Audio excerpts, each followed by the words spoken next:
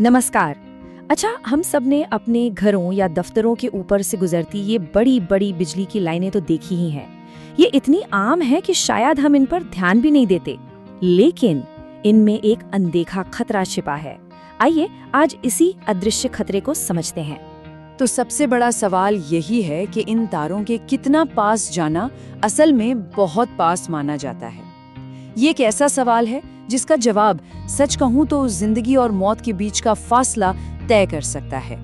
देखिए, सबसे बड़ी गलतफहमी ये होती है कि खतरा सिर्फ इन तारों को छूने से होता है, जबकि सच तो ये है कि ये हाई वोल्टेज लाइनें बिना छुए भी जानलेवा साबित हो सकती हैं।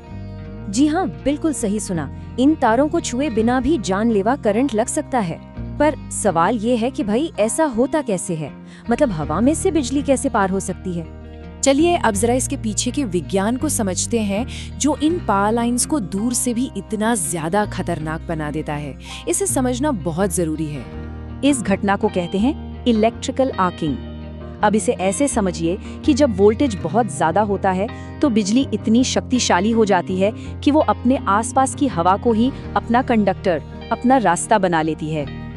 फिर वो बिजली हवा में से कूदकर सबसे नजदीकी कंडक्टर तक पहुंच जाती है, चाहे वो लोहे की कोई चीज हो या फिर कोई इंसान। तो अगर इन लाइनों के पास काम करना ही पड़े तो सेफ्टी के दो रास्ते हैं। एक तो है सबसे बढ़िया तरीका, और दूसरा वो है जो तब अपनाते हैं जब कोई और चारा ही न हो।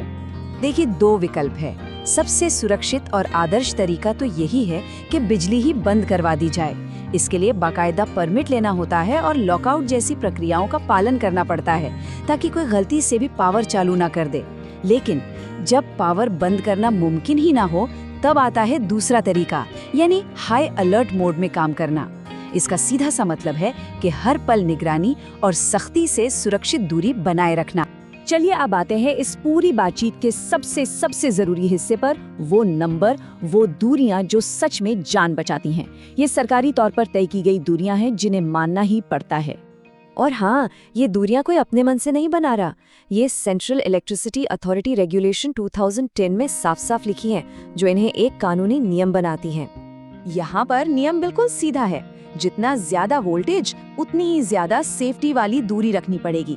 ऐसा इसलिए क्योंकि जितना ज्यादा वोल्टेज होता है, बिजली में उतनी ही ज्यादा ताकत होती है हवा में से छलांग लगाने की। जैसा कि देख सकते हैं, 11 केवी लाइन के लिए दूरी लगभग 2 फीट है, लेकिन 400 केवी जैसी पावरफुल लाइनों के लिए ये दूरी बढ़ के 7 फीट से भी ज्यादा हो जाती है। बस इस एक नंबर को तो दिमाग में एकदम बिठा लीजिए। 2.3 मीटर 400 केवी की हाई टेंशन लाइन से कम से कम इतनी दूरी रखनी ही है। ये कोई सलाह नहीं, ये एक जीवन रक्षक नियम है। तो ठीक है, अब हमें खतरा भी पता है और सेफ्टी की दूरी भी, लेकिन काम शुरू करने से पहले की तैयारी का क्या? आइए इसका एक ब्लूप्रिंट देखते हैं। काम शुरू करने से पहले ये 4 पॉइंट सेफ्टी चेक बहुत जरूरी है। सबसे पहले हर खतरे का ठीक से अंदाजा लगाइए, फिर उन खतरों से बचने का एक ठोस प्लान बनाइए। इसके बाद ये पक्का कर लें कि बचाव के सारे उपकरण तैयार और सही हालत में हैं। और आखिर में इमरजेंसी सेवाओं के आने जाने का रास्ता हमेशा साफ रखें। याद रखें, तैयारी में की गई थोड़ी सी मेहनत उस नाजुक मौके पर जान बचा सकती है। तो इस पूरी बातचीत का निचोड़ क्या है? पहली बात, बिजली हवा में से छलांग लगा सकती है, इसलिए तार को छूना जरूरी नहीं है। दूसरी, हमेशा लाइन का वोल्टेज पता करें। तीसरी, बताए गई सुरक्षित दूरी का हमेशा पालन करें। और सबसे जरूरी बात, काम से पहले एक ठोस प्लान बनाएं। ये बातें सच में जिंदगी बचा सकती हैं। और जाते जाते एक सवाल छोड़ जाते हैं, क्या सिर्फ नियम और आंकड़े जान लेना ही काफी है, या असली चुनौती इन नियमों को आदत में ढालना है और काम करने की जगह पर एक सेफ्टी कल्चर बनाना है? सोचिएगा जरूर इस बारे में।